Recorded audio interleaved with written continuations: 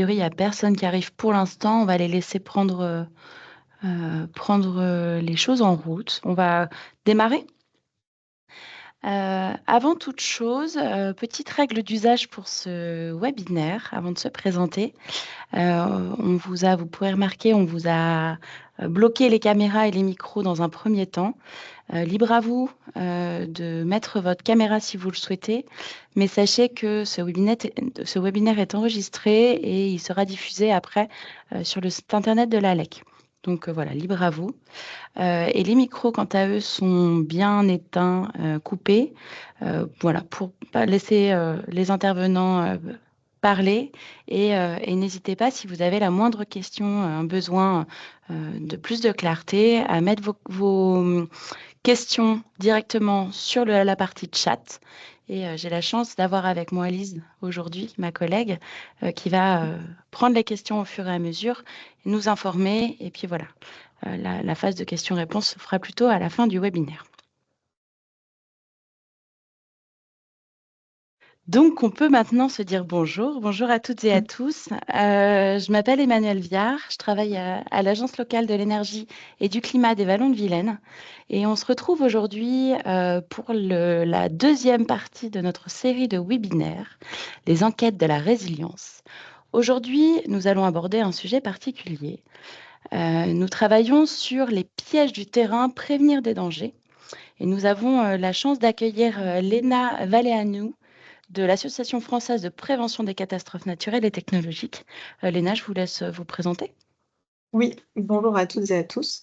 Je m'appelle Léna Valéanou, je suis doctorante CIFRE en thèse de géographie à la FPCNT, rattachée à Sorbonne Université.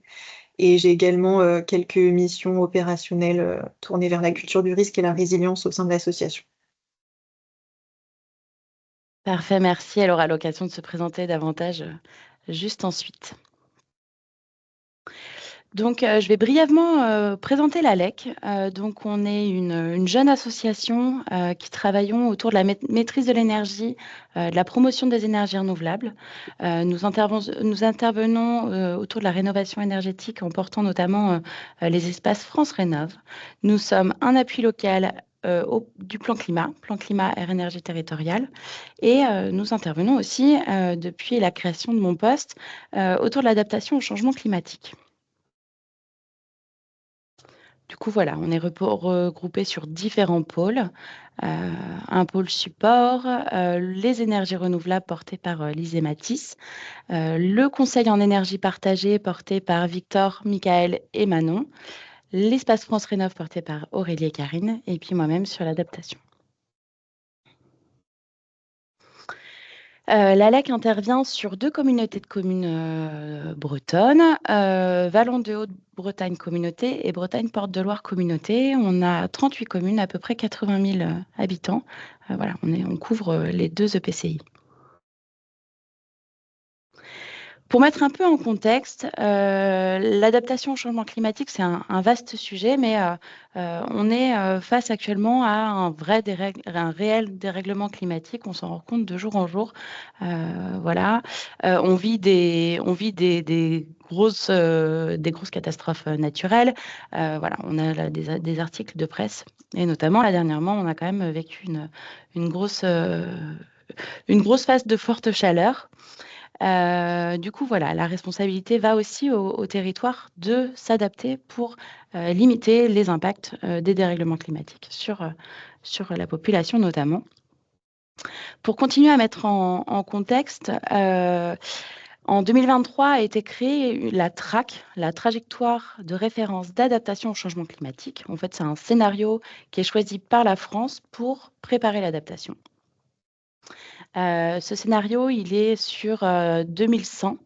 En fait, on se base sur l'ère pré-industrielle et le monde devrait connaître une augmentation globale de sa température de 3 degrés et la France 4 degrés en 2100. De cette TRAC a vu le jour le PNAC, le plan national d'adaptation au changement climatique. Donc, c'est un plan officiel de la France pour l'adaptation. C'est un cadre stratégique officiel de la France pour s'adapter. et il définit des priorités, des objectifs et des actions concrètes pour tous les secteurs, l'agriculture, la santé, l'urbanisme, la biodiversité, etc. etc. Il est plus opérationnel que les différents plans qui ont pu voir le jour précédemment. Et la nouveauté, c'est qu'il définit des indicateurs d'évaluation notamment.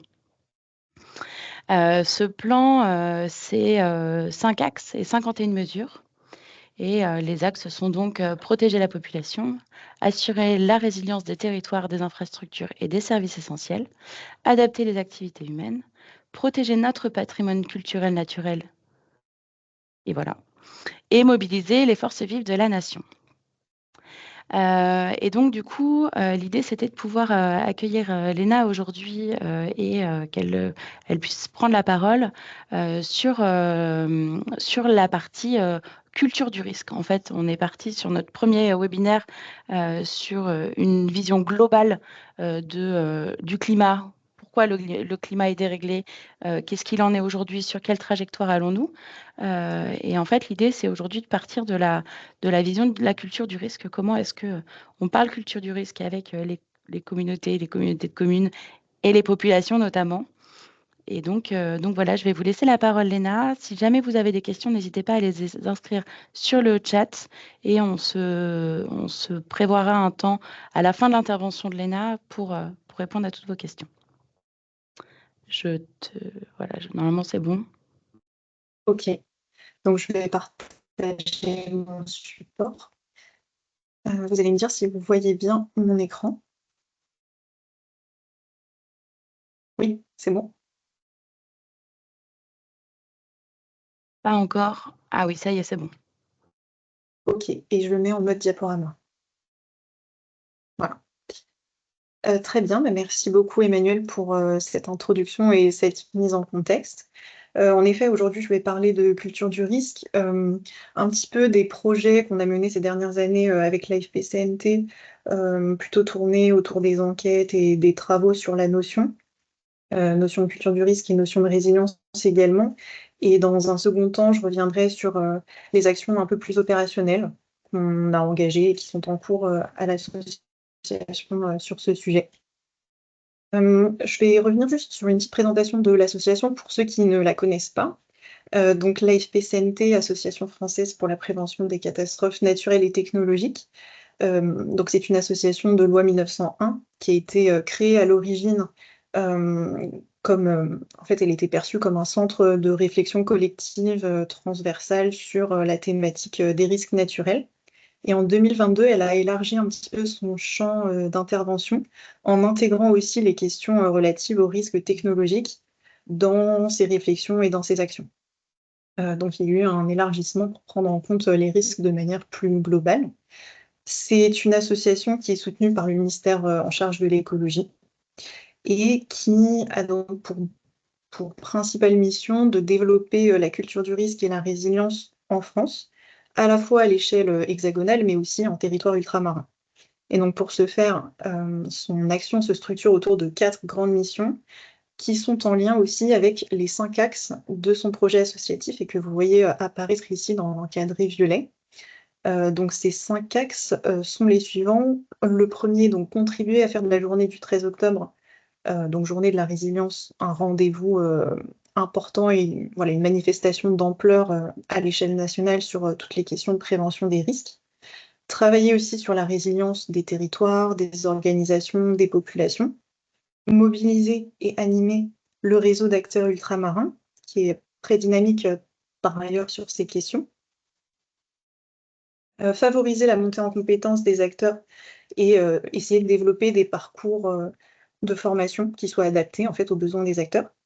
Et un 5e axe qui est celui de nouer des partenariats à la fois à l'échelle nationale mais aussi internationale avec des homologues dans d'autres pays qui travaillent aussi sur ces sujets. Simplement pour rappeler, donc Emmanuel a esquissé déjà des éléments en introduction, mais nous sommes actuellement dans un contexte un peu particulier qui est celui des changements globaux. Pour reprendre une expression de Bernard Guézot, qui est un expert en résilience territoriale. Changements globaux manifeste de différentes manières. On a à la fois des phénomènes de croissance démographique, une urbanisation qui prend de plus en plus de place et qui est de plus en plus importante. Bien sûr, la question des effets du changement climatique, une biodiversité qui est en crise et en érosion. Il y a aussi à l'échelle internationale tout ce qui est dynamique d'un point de vue géostratégique entre les différents États. Donc pas mal de changements et de bouleversements qui induisent aussi des risques nouveaux. Donc il y a bien sûr les catastrophes naturelles et technologiques qu'on a pu évoquer un petit peu plus tôt. On a vu aussi tout ce qui est crise sanitaire avec l'exemple de la pandémie de Covid-19 il y a quelques années.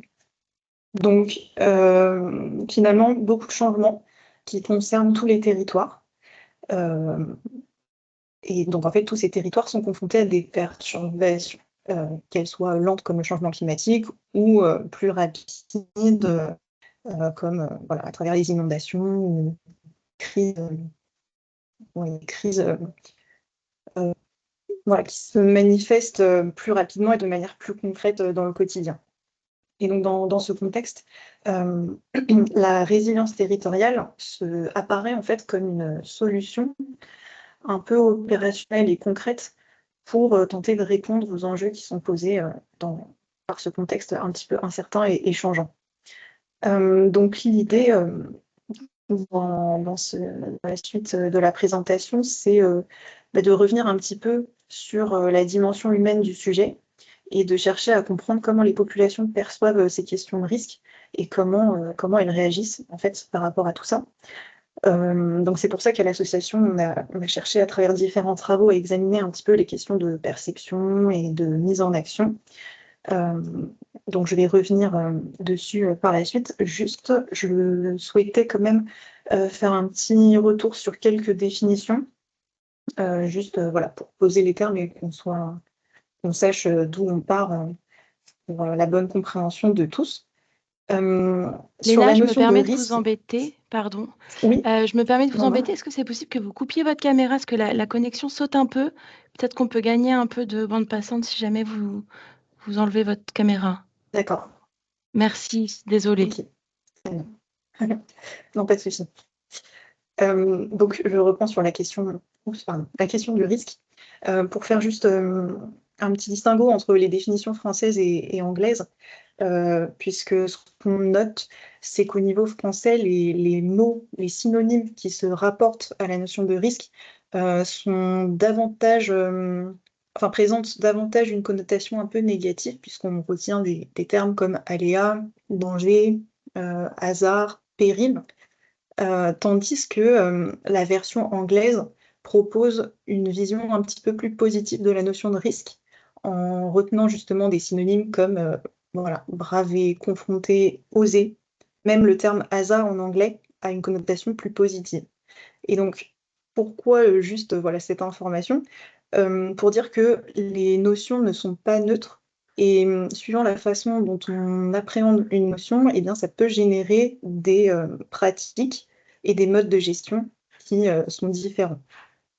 Euh, si on poursuit un petit peu sur la notion de culture du risque, donc ici, vous voyez apparaître sur la diapositive un nuage de mots qui recense un peu les termes euh, qui, selon les acteurs interrogés, se rapportent à la notion de culture du risque. Et donc, parmi les acteurs interrogés, en fait, ce sont des professionnels de la gestion des risques avec lesquels on travaille, on a pu travailler et on travaille encore à l'association. Donc, on voit en fait une hiérarchie dans les termes utilisés, notamment les termes information et perception sont pas mal mis en avant. Et en fait, pour les acteurs interrogés, c'est l'idée de dire que il est important de transmettre une information préventive pour enrichir justement les connaissances sur les risques des populations, mais que cette information doit quand même être adaptée puisque en fonction des territoires, les populations qui habitent ce territoire ont des habitudes de vie qui sont différentes, donc elles n'auront pas la même perception des notions et des comportements à adopter. Donc voilà, c'est pour dire qu'il est important voilà, de recueillir le ressenti et la perception de ces populations pour justement personnaliser ensuite l'information de prévention qu'on va leur proposer. On a aussi cherché à étudier à travers cette même enquête auprès des professionnels un petit peu ce qu'ils mettaient comme terme derrière la notion de résilience. Donc pour eux, la résilience, c'est avant tout un concept, donc une idée un petit peu abstraite et générale qui se représente. Mais contrairement à la vulnérabilité, qui est davantage perçue comme le pendant négatif un peu de la résilience, pour eux, justement, cette notion de résilience, elle a une connotation plus positive, elle est porteuse de valeurs positives, et elle est vue comme un horizon à atteindre et un objectif. Donc voilà, il y a cette mise en balance qui existe entre les deux notions, mais la résilience apparaît comme plus positive et plus motivante, en fait, pour l'action. On parlait donc de perception un petit peu plus tôt et de culture du risque. On a souhaité justement aller un petit peu plus loin à l'association et regarder, à travers une recherche documentaire basée sur des articles scientifiques, de psychologues de l'environnement notamment, comment justement les populations percevaient un peu cette question de risque et ce que ça induisait ou pas comme comportement derrière. En fait, quels sont les facteurs qui justement génèrent des bons comportements, des comportements préventifs ou pas. Donc vous voyez apparaître à l'écran, plutôt dans la partie gauche de la diapositive, les facteurs qui limitent l'action, qui apparaissent plutôt comme des freins, et sur la partie droite, au contraire, les éléments qui encouragent, qui poussent à l'action. Donc vous voyez qu'il y a certains facteurs que l'on retrouve dans les deux situations.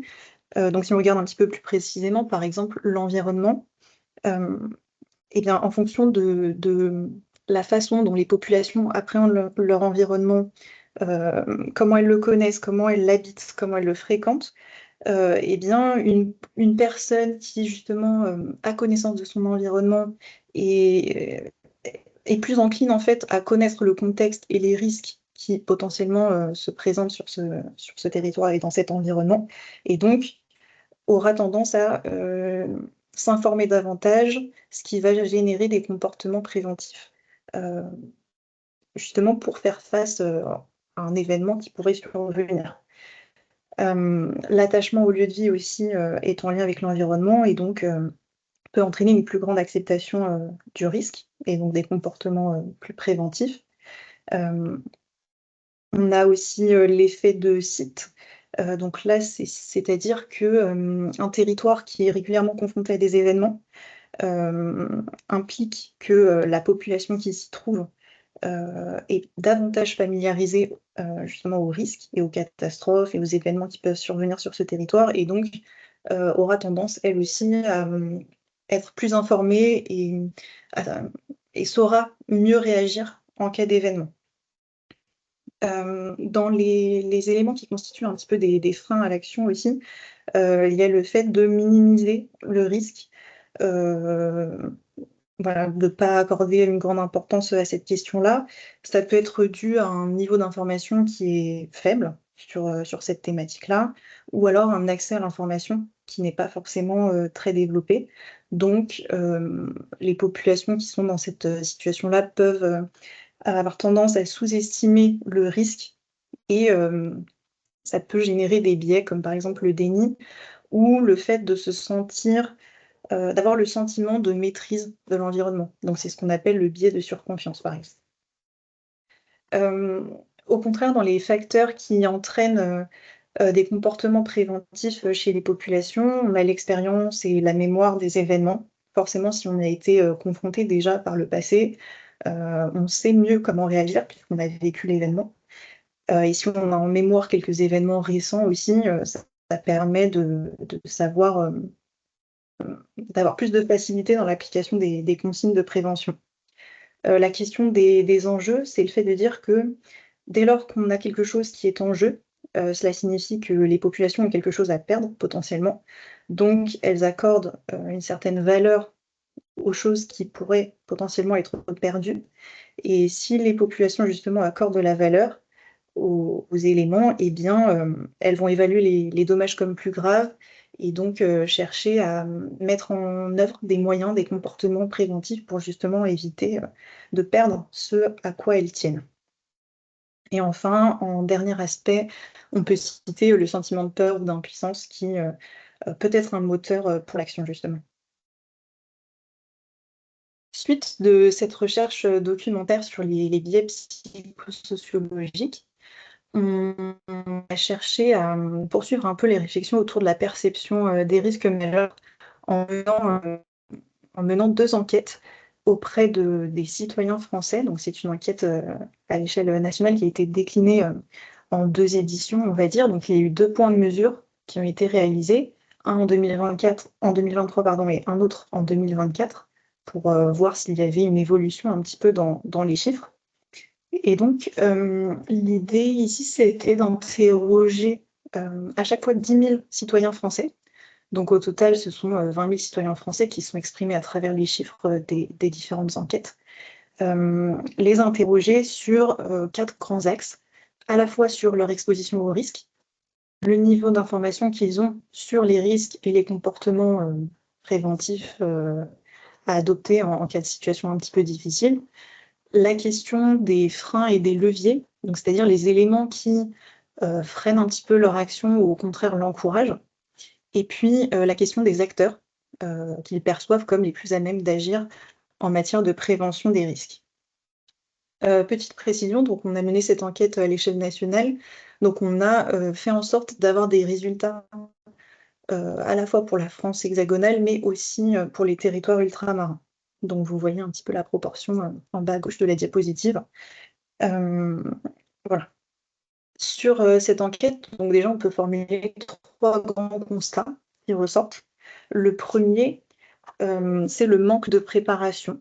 Donc on voit en fait que plus de 80% des Français ne se sentent pas préparés à faire face à un phénomène climatique qui aurait tendance à s'accentuer à l'avenir. Donc c'est un chiffre assez important.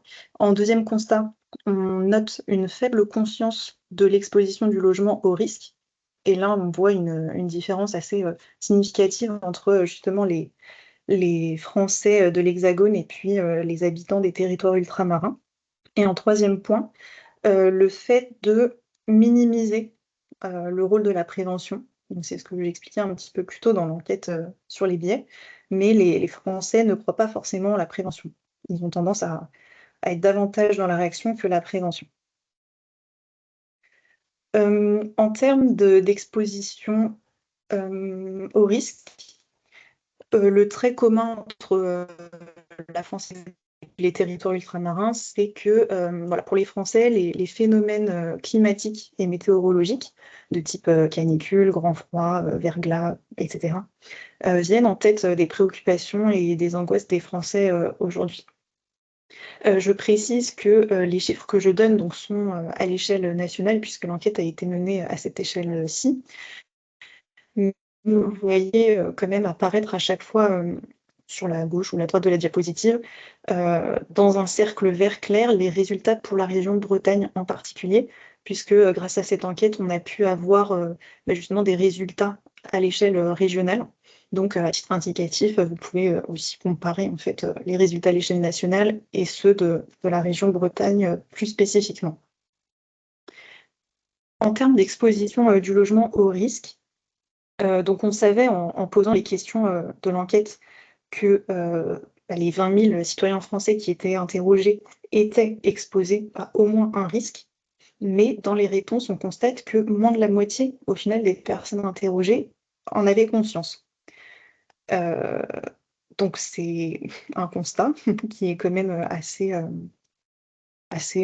significatif. Et dans les réponses, le logement est davantage exposé justement à des phénomènes de type naturel et climatique principalement. C'est ce qui ressort un petit peu la question des tremblements de terre ou des mouvements de terrain, mais ce sont les phénomènes climatiques et météorologiques qui apparaissent quand même en tête. Avec là encore une différence entre territoire hexagonal et territoire ultramarin. Sur le niveau d'information, les Français disent qu'ils ne sont globalement pas suffisamment informés. même s'ils ont la volonté voilà, d'avoir plus d'informations et de savoir concrètement comment se comporter chez eux, à l'école, au travail. Euh, mais relativement peu d'informations. Et pour ceux qui ont déjà reçu une information, ils l'ont principalement reçue via les médias. Donc on voit qu'il y a un enjeu médiatique, de communication médiatique qui est quand même assez important, donc qui peut être travaillé aussi pour renforcer la prévention. Euh, la conséquence, c'est qu'un faible niveau d'information induit aussi peu de mesures de prévention mises en place. Euh, Donc là aussi, il y a une différence entre territoire hexagonal et ultramarin, mais on voit que sur les actions menées, même s'il y en a peu, ressortent en particulier le kit d'urgence, 72 heures, et puis les actions de débroussaillement. Donc on peut se dire que c'est probablement dû aussi aux événements récents qu'on a pu connaître ces dernières années. Et puis, on note aussi que les Français commencent à connaître les sites institutionnels un peu de référence de type Vigicru, Météo France, etc. Et on constate qu'ils les consultent de manière assez spontanée, sans même attendre forcément des messages en provenance des autorités. Sur la partie freins et leviers, donc justement, pour rappel, on demandait aux citoyens quels étaient les éléments qui freinaient un petit peu leur action ou au contraire la stimulaient. Donc sur les freins, on en a trois principaux qui ressortent. Euh, donc les Français ont conscience de la menace, mais pour eux, les informations sont encore insuffisantes. Ils sont en demande, mais ils ne se sentent pas encore suffisamment informés à la fois sur les risques, mais aussi les bons comportements à adopter en cas d'événement. Ils considèrent que la communication en matière de prévention des risques doit provenir des institutions et des services de l'État. Donc ils sont en attente euh, ben, de ce point de vue-là, envers cette catégorie d'acteurs. Mais eux, ils restent un petit peu sur leur faim. Et ils trouvent que la communication, à la fois en amont d'un événement, pendant, mais aussi en post-événement, pourrait être améliorée. Et en troisième point, euh, les Français soulignent leur besoin d'avoir des informations et des mesures pratico-pratiques à mettre en place, comme par exemple les bâtards d'eau en cas d'inondation, parce que pour l'instant, ils ne savent pas forcément quoi faire. Il manque un peu d'informations basiques et ils aimeraient savoir quoi mettre en œuvre concrètement chez eux, comment se protéger, etc. Donc, c'est une demande aussi à ce niveau-là. Et au contraire, sur les éléments qui peuvent stimuler et encourager leur action, donc on en a retenu trois aussi qui ressortent de l'enquête. À la fois le fait d'avoir conscience de son exposition au risque, ça permet d'avoir une meilleure connaissance du risque et donc de prendre davantage en compte ce phénomène et de passer à l'action de manière concrète. Il y a aussi la question de l'aide financière, donc de voilà, recevoir une petite somme d'argent, même modique, de la part d'assureurs ou de l'État ou des collectivités. Ça peut prendre la forme d'un crédit d'impôt ou d'une petite subvention, par exemple. Et en troisième point, l'accompagnement technique pour mettre en œuvre justement les mesures préventives, sachant que il y a quand même la demande que cet accompagnement soit aussi accompagné pour le coup d'un message pédagogique, qu'il y ait un travail de pédagogie qui soit fait, parce que souvent l'accompagnement technique peut induire une complexité un peu technique scientifique et ils ne se sentent pas forcément légitimes, euh, les Français, voilà, avec une approche de ce type-là, et c'est quelque chose qui peut les mettre un peu à l'écart. Donc le fait de- d'aller quand même vers plus de pédagogie dans l'accompagnement. Euh, Ici, donc, c'est une diapositive qui représente un petit peu les attentes des Français par rapport aux acteurs. Donc déjà, ils considèrent que les acteurs qui ont un rôle important en matière de prévention des risques, ce sont surtout les mairies. Souvent, c'est vrai que les mairies sont perçues comme des acteurs de confiance, donc on peut comprendre voilà, les chiffres qui ressortent de cette enquête, de ce point de vue-là. Mais encore une fois, pour l'instant, les Français estiment que l'intervention et l'implication des collectivités de manière générale en matière de prévention des risques est encore à perfectionner. Donc ça rejoint ce qu'on disait un petit peu plus tôt aussi sur la communication notamment. On a aussi interrogé les Français dans l'enquête sur les dispositifs d'alerte et d'information qui existent. Donc on constate que les Français connaissent globalement quand même le dispositif FR Alert, puisqu'il y a eu des campagnes voilà, de communication à ce sujet-là, et puis des exercices en temps réel qui ont été menés, auxquels les Français ont pu participer. Mais les chiffres sont un peu moins bons pour, par exemple, l'IAL, donc c'est l'information acquéreur locataire, qui est en fait une information qui fait un état des lieux des risques concernant un bien qu'on achète. Donc on voit qu'il y a encore quand même un peu de travail à mener pour faire connaître ces différents outils et les valoriser. Et enfin, sur l'engagement, on a cherché aussi à interroger les Français sur, au-delà de leur propre personne et de leur propre foyer, est-ce qu'ils étaient impliqués dans la communauté, par exemple dans le quartier, au sein de la commune, au sein du département ou autre. Et là, les chiffres sont assez bas puisque il y a moins de 10% au final des Français qui sont aujourd'hui impliqués dans une structure qui mène des actions au niveau local, notamment pour prévenir les risques. Et parmi les raisons qui sont invoquées pour justifier un petit peu cette faible implication, il y a le manque de temps. Alors après, on peut se poser la question, est-ce que c'est un manque de temps, voilà, manque de disponibilité ou les priorités qui ne sont pas forcément placées au bon endroit? Il y a aussi le manque de connaissances techniques, tout en ayant encore une fois un point de vigilance sur la légitimité et le travail de pédagogie. Et en troisième point, les Français soulignent qu'ils auraient la volonté de s'impliquer et de s'investir, mais qui n'ont pas forcément connaissance des acteurs qui œuvrent déjà dans le domaine de la prévention des risques. Donc ils n'ont pas vraiment de visibilité sur l'écosystème d'acteurs qui existent sur ce domaine-là. Donc là, je vous ai présenté de manière un peu synthétique les résultats de cette enquête, qui sont voilà, des grandes tendances qui ont été confirmées en 2024 par rapport à la première enquête de 2023 et qui constituent un peu un socle de réflexion pour l'association, pour justement ensuite mettre en œuvre des actions. Donc là, c'est simplement en fait de manière très synthétique les différents points qui ont été présentés et qui sont repris sur cette diapositive. Donc je ne vais pas forcément détailler, je ne sais pas si le support sera partagé, mais en tout cas, vous pourrez les retrouver par ailleurs, je pourrais vous les passer également.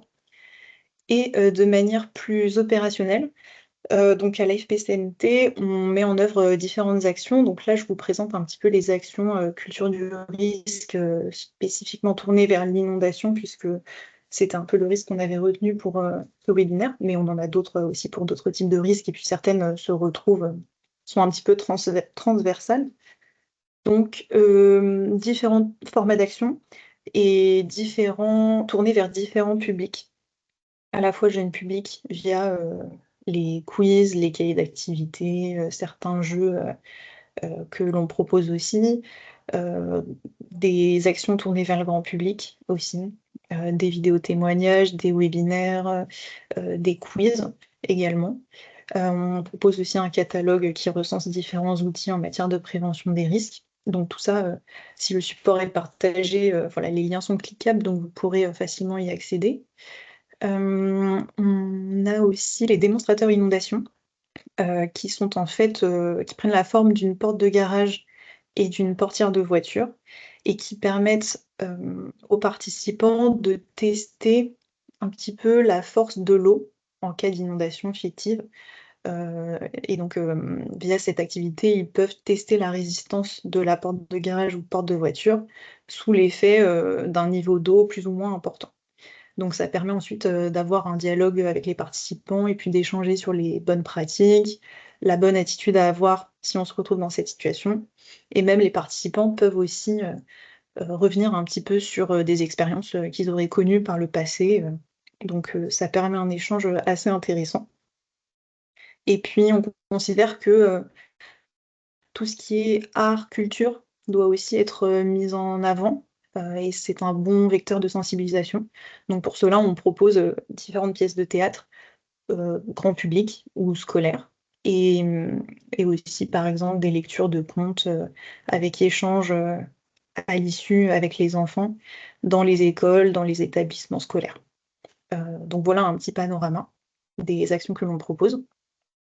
Je peux citer aussi donc le guide des bonnes pratiques face aux aléas naturels, qui est un guide plutôt à destination des élus, collectivités territoriales et associations de particuliers, qui vise à recenser un ensemble de documents qui préconisent des bons comportements à adopter justement pour mettre en sécurité les personnes et préserver des vies. Donc c'est des documents qui prennent là encore différents formats. Ça peut être des guides, des brochures, des sites internet, des quiz, des infographies. Donc c'est très divers et le but c'est de recenser un peu ce qui existe, de valoriser tous ces documents-là et puis d'encourager les acteurs qui seraient intéressés de mettre en œuvre des outils sur leur territoire et de les adapter à leur contexte, de s'inspirer de ce qui peut déjà exister pour le reprendre, ensuite le transposer à leur niveau ou créer de nouveaux outils, pourquoi pas aussi. Le Résilience Tour, alors peut-être que vous en avez entendu parler, c'est une initiative qui existe depuis 2023 et qui prend la forme d'un parcours itinérant. Donc un peu à l'image du Tour de France que l'on connaît, il s'agit ici de se rendre dans différents territoires à travers différentes étapes, à la fois en hexagone mais aussi en outre-mer, pour mener différentes actions auprès de différents publics. Donc les publics cibles principaux, donc ce sont le grand public, les élus et collectivités, les acteurs plutôt économiques, professionnels, mais aussi le jeune public, les scolaires, les jeunes adultes. Donc là encore, on a différents formats d'action qui sont proposés. Ici, vous voyez un petit peu voilà, l'édition 2024 en termes d'étapes qui ont été retenues, de cibles choisies et puis de participants. Donc au final, ce sont 800 personnes qui ont pu bénéficier d'actions à différents endroits sur le territoire. Donc d'une année sur l'autre, on a différentes étapes. On ne va pas forcément toujours dans les mêmes départements. On essaye de varier pour justement toucher le plus de territoires possible. Et ici, vous pouvez voir quelques exemples d'actions concrètes qui ont pu être menées. Donc ici, c'est une action grand public qui prend la forme de villages à animation avec des stands et des ateliers. Il y avait par exemple les démonstrateurs inondations, des démonstrateurs aussi sismiques pour expérimenter un petit peu le risque sismique. Donc voilà, c'est lieu à différents endroits, là par exemple à Troyes ou à Gréoux-les-Bains. Et puis pour les scolaires, on peut citer par exemple la caravane itinérante qui s'appelle Allons causer risque. Donc là, c'est en fait une caravane qui sensibilise les scolaires à la thématique des risques via différents jeux de société. Donc c'est assez intéressant et généralement, c'est quelque chose qui intéresse les enfants. Euh, avant-dernier point que je souhaite aborder, c'est le dispositif Prépa-Risque. Alors là encore, peut-être que vous en avez entendu parler.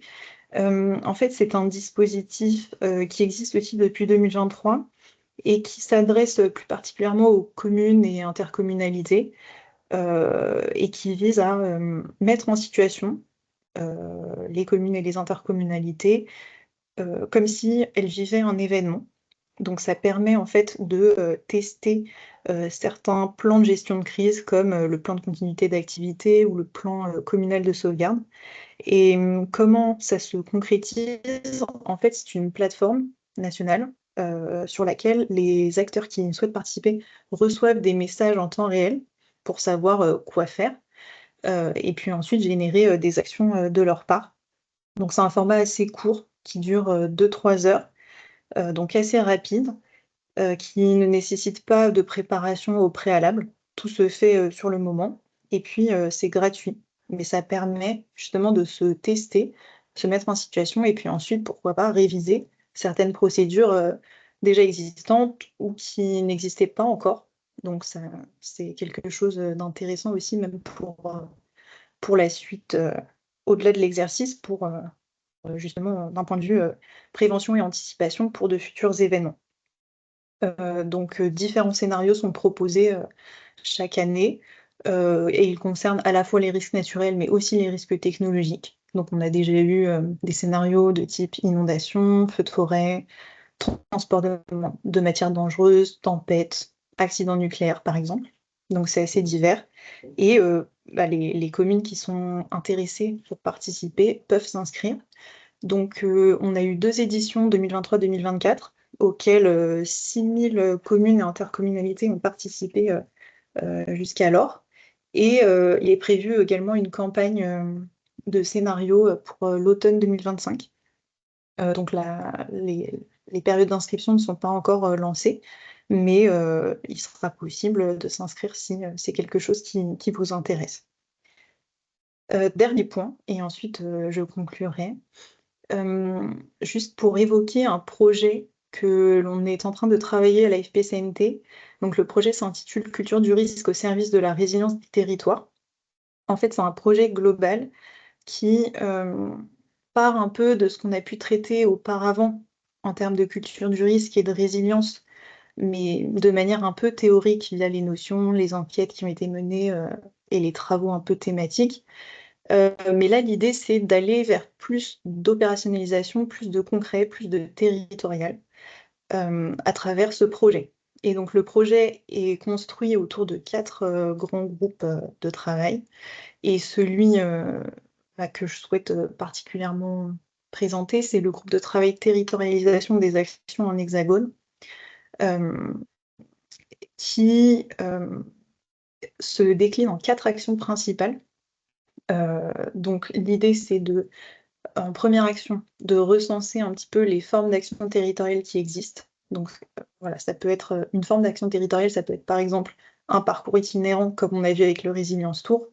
Ça peut être des correspondants locaux qui sont un petit peu point de contact entre la FPCNT et le territoire. Et donc, ils ont une fonction un peu particulière. Voilà. Et à partir de ces formes d'action, en action 2, donc c'est le point un petit peu bleu, gris clair, on cherche à justement traduire concrètement en action ce fléchage de forme d'action territoriale qu'on aura fait auparavant. Donc par exemple, si je prends l'exemple de la forme d'action parcours itinérant, donc ça se traduit concrètement par le Résilience Tour, et l'idée c'est de valoriser un petit peu cette initiative, de lui donner plus de poids, de tirer les enseignements des éditions précédentes pour voir un petit peu comment on ajuste, dans quelle direction on va pour la suite. Par exemple, si je prends les correspondants locaux, et bien là, on va essayer de repérer des personnes ressources sur les territoires qui peuvent être points d'entrée justement pour ensuite engager des projets territoriaux, culture du risque et résilience avec les acteurs locaux. Donc j'en parle parce que comme c'est une initiative qui se met en place et qu'on a pour ambition de lancer une dizaine de projets pilotes sur différents territoires, ben, c'est juste pour dire que si parmi vous, certains sont intéressés pour mener une action, un projet culture du risque résilience sur votre territoire, c'est possible, ou même si vous avez déjà une idée de projet que vous souhaiteriez concrétiser, ou voilà, une initiative que vous souhaiteriez expérimenter, par exemple, c'est quelque chose qui pourrait rentrer dans le cadre de ce projet et ce groupe de travail. Donc, n'hésitez pas à revenir vers nous si c'est quelque chose qui peut vous intéresser. Et puis, juste pour citer les 2 autres actions qui sont prévues dans le cadre de ce groupe de travail, il y a, en lien avec les 2 premières, le fait d'appuyer un petit peu les dynamiques de terrain d'un point de vue méthodologique et opérationnel.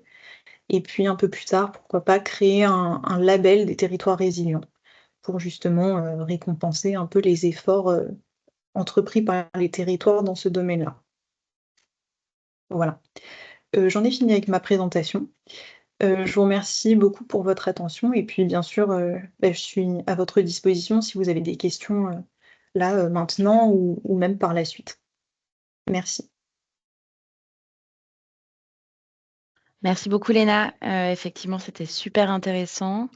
Moi, je suis curieuse. Alors, il y a une question dans le chat pour l'instant, mais je suis aussi curieuse d'avoir votre retour à vous, tous et toutes participants, sur est-ce que vous aviez déjà connaissance de tout cela, et notamment des actions qui sont mises en place par la FPCNT. Est-ce que voilà, c'est des choses qui pourraient vous inspirer, qui pourraient, voilà, je suis curieuse de ça. Léna, on peut poser la question qui a été, à mon sens, la première question qui a été un peu répondue. Quels leviers les collectivités locales peuvent être utilisés pour éviter les sous-estimations du risque par leurs administrés? Euh, Ah oui, je vois la question. Quel Oui, levier Euh, Alors moi, je pense que en fait l'enjeu, c'est vraiment d'essayer. En fait, on se rend compte que quand même la question des risques, c'est quelque chose qui n'est pas forcément, qui n'attire pas forcément ou qui peut être réceptionné de manière un peu négative, mais peut-être par manque aussi d'informations. Euh, Donc moi je pense que ce qui fonctionne bien, c'est plutôt de choisir une autre entrée que le risque déjà. Pas forcément mener une action directement centrée sur le risque, mais essayer de la raccrocher à d'autres aspects un peu plus motivants. On parlait de la culture, mais il y a aussi le sport, pourquoi pas. Donc insérer une action au sein d'une manifestation un peu plus générale qui prend compte d'autres thématiques un peu plus motivantes, ça peut être intéressant.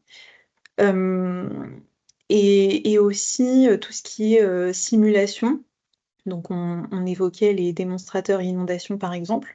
C'est quelque chose qui est efficace puisque ça permet de créer le dialogue, d'échanger et peut-être justement de dédramatiser un peu certaines choses. Euh, Et puis, ça permet aussi d'ancrer d'une meilleure façon, je trouve, les consignes qui sont partagées à cette occasion. Et puis, j'ai pas évoqué, mais il existe aussi des expériences immersives où, par exemple, donc ça peut être par le biais de casques de réalité virtuelle, mais sinon, sans casque aussi, on est plongé en fait dans une pièce et on vit un peu une situation, donc ça peut être un feu de forêt, un tremblement de terre par exemple. Et en fait, avec l'image, le son, on est pleinement immergé dans la chose, donc on a l'impression de vivre l'événement. Et là aussi, ça active en fait des choses chez la personne et ça lui permet via le ressenti, d'ancrer davantage les informations, mais de manière un peu ludique. Donc finalement, euh, en fait, quand on interroge les participants suite à des actions de ce type-là, euh, ce sont plutôt des commentaires positifs en fait qui ressortent. Donc je dirais que voilà, réfléchir un peu au format d'action, que ce soit plutôt ludique ou tourné vers des sujets qui, qui, qui sont un petit peu plus motivants, moins anxiogènes, pas forcément tout de suite tourné vers la thématique des risques, mais raccroché à d'autres thématiques, et voilà, que les participants puissent se sentir concernés aussi. Parce que forcément, s'ils ne se sentent pas concernés, bah, ils seront moins enclins à trouver de l'intérêt en fait dans le sujet de manière générale ou dans l'action qui est proposée. Voilà. Je ne sais pas si ça répond à la question. merci Léna. Est-ce que vous voyez les questions suivantes ou vous voulez que je vous les donne? Ah oui, alors je vais descendre. Euh, ok, plusieurs exercices prépa-risque. Très bien. Quelle connaissance des initiatives ont l'AMF ou l'ARF? Euh, alors, si vous voulez dire, est-ce que ce sont des organismes qui ont connaissance des initiatives présentées? Oui.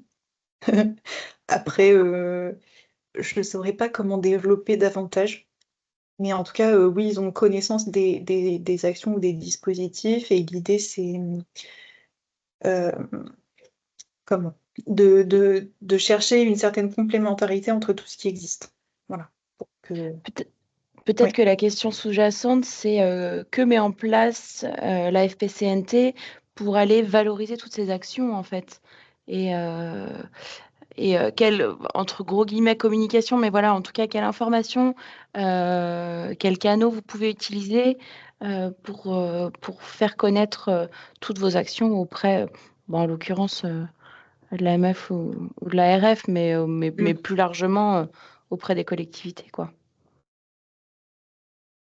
Les canaux qu'on utilise, alors il y a les réseaux sociaux. Bien sûr, on partage des informations via nos réseaux sociaux, LinkedIn, Facebook, principalement. On organise des webinaires 1 heure pour comprendre aussi. C'est vrai que j'en ai parlé très rapidement, mais on essaie d'organiser 1 fois par mois des webinaires sur des sujets thématiques ou sur des études qu'on a réalisées, des productions qu'on a réalisées pour justement les porter un petit peu à connaissance et ouvrir aussi au-delà de nos adhérents ou des partenaires avec lesquels on peut déjà travailler, ouvrir plus largement en fait tous ces sujets. Heu, donc je dirais que ce sont, oui, principalement ces canaux-là. Après, on a des actions, voilà, un peu ponctuelles, sur des événements, des manifestations. Par exemple, les villages animation, les villages risques, les grands forums permettent, la rencontre aussi entre les différents acteurs qui travaillent, dans le domaine. Donc ça peut être un moyen aussi de partager. Voilà. Ok, merci. Madame Jourquin voudrait vous convier à une réunion publique. Donc, je la Oui, laisserai vous envoyer un mail directement. avec plaisir. Et puis, on a une question. Existe-t-il des études réalisées au sein même d'administrations municipales pour évaluer le niveau d'acculturation au risque des agents, techniciens, personnels administratifs et élus? Des études réalisées, alors à l'AFPCNT, j'en ai pas connaissance. Heu, J'en ai pas connaissance ou peut-être via le volet, formation qu'on est en train de développer. Mais, je pourrais pas, donner plus de précisions, je suis désolée. Heu, Par contre, on a des dispositifs, alors donc là, c'est une cible différente, mais des dispositifs, heu, pour le grand public ou les habitants, des auto-évaluations ou des autodiagnostics, hem, voilà, qui permettent justement aux habitants de se situer un peu. Par exemple, on a un dispositif d'auto-évaluation, du bâti, donc pour voir un petit peu, comment voilà leur logement, hem comme se positionne entre guillemets, en matière de risque et quels sont, peut-être les travaux complémentaires à effectuer, ou enfin c'est pas forcément toujours des gros travaux, mais ça peut donner une idée, de quelles actions supplémentaires, pourquoi pas mettre en place pour, protéger davantage son logement. Donc oui, sur la question des agents techniciens, oui, je j'ai pas connaissance, vraiment. Mais ça peut être en tout cas un angle qu'on pourrait développer au sein des formations. Très bien, merci. Est-ce qu'il y a d'autres questions?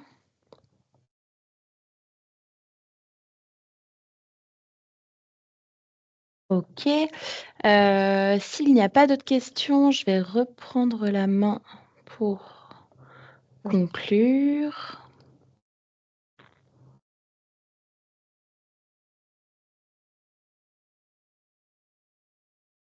Hop,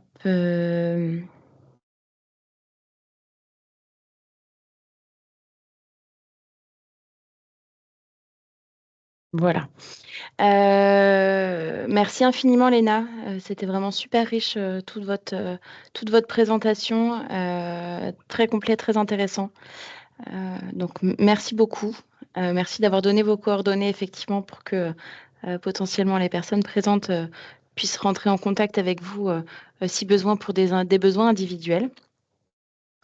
Pour ce qui est des webinaires, nous arrivons du coup, sur la fin de celui-ci. Le prochain aura lieu en septembre. Nous accueillons la CCR, la Caisse centrale de réassurance, qui va nous parler notamment du régime catastrophe naturelle. Donc, on va parler assurantiel. Puis en octobre, ce ne sera pas tout à fait la saison, mais on est en train de travailler le contenu avec mes collègues conseillers en énergie partagée. On parlera de confort d'été sur le bâti. Et pour finir, nous aurons le témoignage d'Olivier Erard le 13 novembre 2025 pour parler résilience. Donc, il expliquera son expérience, notamment sur la commune sur laquelle il travaillait. Je n'en dis pas plus. Je vous invite à vous inscrire. Les liens d'inscription sont sur le site internet de l'ALEC. Donc voilà, vous allez sur notre site internet dans la rubrique Actualité et vous avez les liens d'inscription directement. Sinon, je referai des envois mails comme j'ai pu faire jusqu'ici. Donc voilà, n'hésitez pas à vous inscrire, même si on n'y est pas encore. À moi de vous remercier aussi pour votre participation, vos inscriptions et vos questions aussi. Et puis voilà, n'hésitez pas à vous inscrire au prochain webinaire. Merci encore, Léna. Merci à toutes et à tous. Merci à vous pour l'invitation et merci beaucoup pour votre écoute. Avec plaisir. On va vous souhaiter une bonne journée. Au revoir. Oui, très bonne journée à tous. Au revoir.